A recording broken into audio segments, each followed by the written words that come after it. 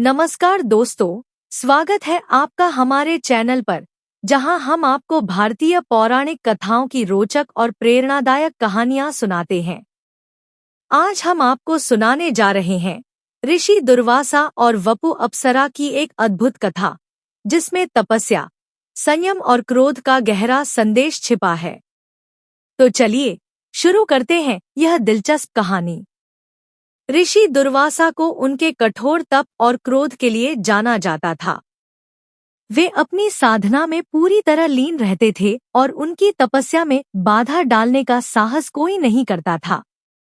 एक बार इंद्रदेव को डर हुआ कि दुर्वासा ऋषि की तपस्या से उनका स्वर्ग लोक खतरे में पड़ सकता है।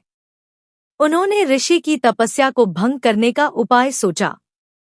इंद्र ने अपनी सभा की सबसे सुंदर अप्सरा वपु को बुलाया। वपु अपनी अद्भुत सुंदरता और नृत्य कला के लिए प्रसिद्ध थी। इंद्र ने उसे आदेश दिया कि वह ऋषि दुर्वासा की तपस्या को भंग करे। वपु को यह कार्य करने में संकोच हुआ, क्योंकि वह जानती थी कि ऋषि का क्रोध अत्यंत विनाशकारी हो सकता है। लेकिन इंद्र के आदेश को टालना असंभव था, इसलिए वह उनके बताए मार्ग पर चल पड़ी। वपु ऋषि दुर्वासा के आश्रम पहुंची। उसने अपनी सुंदरता और मोहक नृत्य से ऋषि का ध्यान भंग करने की कोशिश की। उसने मधुर गीत गाए और इर्द-गिर्द नृत्य करने लगी।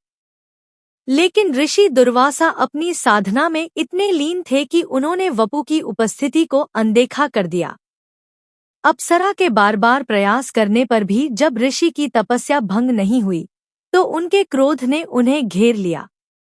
उन्होंने अपनी आंखें खोलीं और वपु को देखते ही समझ गए कि यह इंद्र की चाल है।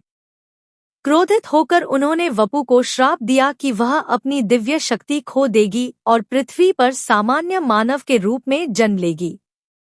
वपु ने ऋषि से क्षमा याचना की और अपनी विवशता बताई। उसकी विनती सुनकर ऋषि का क्रोध शांत हुआ। उन्होंने कहा कि श्राप का प्रभाव कुछ समय बाद समाप्त हो जाएगा और तब वह अपनी दिव्य शक्ति पुनः प्राप्त कर लेगी। इस घटना ने वपु को यह सिखाया कि किसी की साधना को भंग करना गंभीर परिणाम ला सकता है। यह कथा हमें यह संदेश देती है कि तपस्वी की साधना में बाधा डालने से बचना चाहिए और साधना का आदर करना चाहिए। तो दोस्तों, यह थी ऋषि दुर्वासा और वपु अप्सरा की रोचक कहानी। इस कहानी ने हमें सिखाया कि तप और साधना का सम्मान करना कितना जरूरी है। अगर आपको यह वीडियो पसंद आया हो तो इसे लाइक करें, चैनल को सब्सक्राइब करें और अपनी राय हमें कमेंट में जरूर बताएं। हम जल्द ही आपके लिए ऐसी ही और दिलचस्प कहानियां लेकर आएंगे। तब तक के लिए धन्यवाद और खुश रहें।